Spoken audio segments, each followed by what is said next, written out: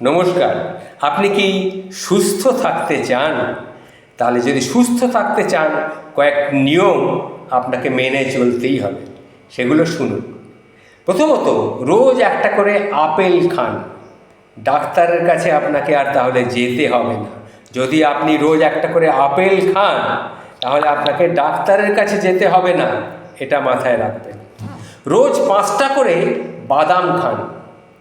Almond বাদাম অর্থাৎ কাঠবাদাম 5টা করে খাবেন। রাতের বেলা ভিজিয়ে রাখবেন, সকালে খাবেন। ক্যান্সারের কোনো আশঙ্কা থাকবে না। রোজ একটি করে লেবু খান। কি হবে? শরীরে কোনো ফ্যাট থাকবে না। আর রোজ 1 গ্লাস করে দুধ খান। আপনার হাড়ের কোনো সমস্যা থাকবে না। আর কি করবেন? রোজ 12 গ্লাস করে জল খাবেন। 12 গ্লাস করে জল খাবেন, অর্থাৎ কমপক্ষে 3 লিটার থেকে 3.5 লিটার জল খাবেন। দেখবেন আপনার ত্বকের অর্থাৎ চামড়ার কোনো সমস্যা হবে না। রোজ 4টে করে খেজুর খাবেন। ভালো জাতের খেজুর 4টে করে খাবেন।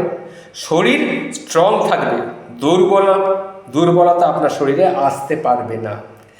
আর শেষে বলবো, রোজ 45 মিনিট করে ব্যায়াম করবেন। মনে কোনো টেনশন আপনার থাকবে না। যে বয়সে আছেন সেই বয়স অনুপাতে ব্যায়াম করবেন। আর একদম শেষে বলবো, রোজ 7 থেকে 8 ঘন্টা করে গভীরভাবে ঘুমানোর চেষ্টা করুন। তাহলে আপনি সারাদিন সতেজ থাকবেন, আনন্দে ভরপুর থাকবেন। এই যে কথাগুলি বললাম, এইগুলো সুস্থ থাকার কয়েকটা টিপস।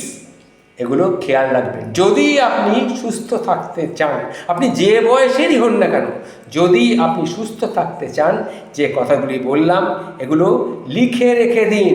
এগুলো মেনে চললে আপনি সুস্থ থাকবেনই থাকবেন।